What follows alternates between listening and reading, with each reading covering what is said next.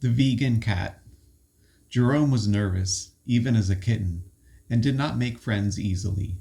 His older sisters laughed at him because he was small, much smaller than them, and they doubted he would survive to cathood. But what Jerome didn't have in strength or size, he had in determination. He sat inside and read and grew his intellect and his determination because he knew he would never be as strong, fast, or big as the others.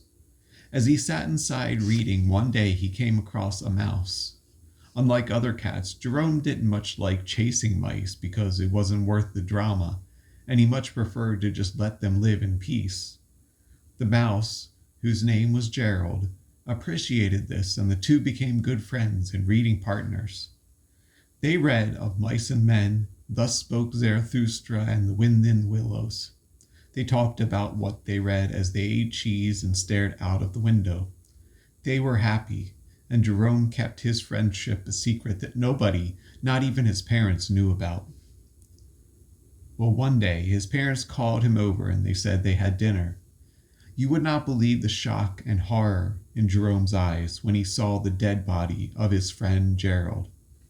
"We're not eating that mouse, are we?" Jerome asked. His sisters laughed cruelly. "Of course we are," one said. "Don't you know that we're carnivores and that kibble we usually find is just ground up animals?" The other chimed in. Jerome watched, horrified, as his family ate his friend. Jerome said he just felt a bit sick and went off alone to cry.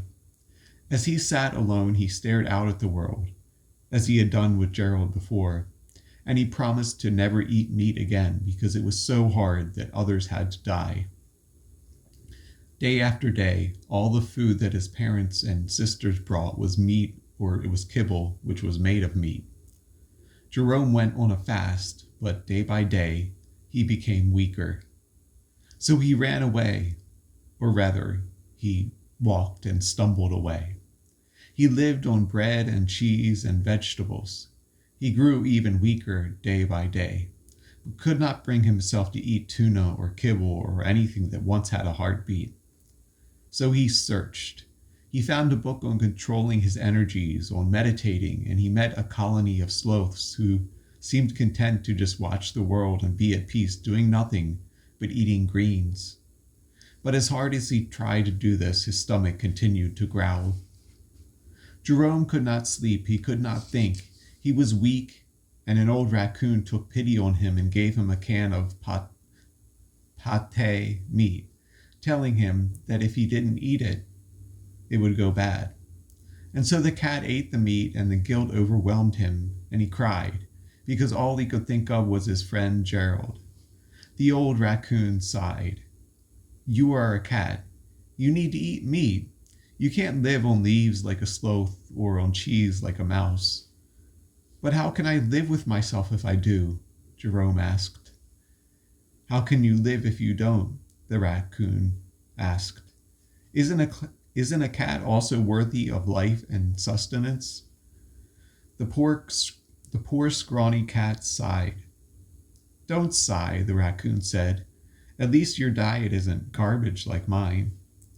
"But I eat living things," Jerome lamented. "And thus you are part of the circle of life," the raccoon said, trying to sound smart. Jerome sighed. "I wish I was a human and could choose how I eat and what I eat." "But you're not," the raccoon said. "Still," Jerome said to himself, "I guess I can choose what I eat if I cannot choose how I eat, and I can choose not to prolong suffering." As Jerome said this, he was proud of himself, and a timid little mouse appeared in the shadows. "Don't worry," Jerome said to the mouse. "I am an ethical cat.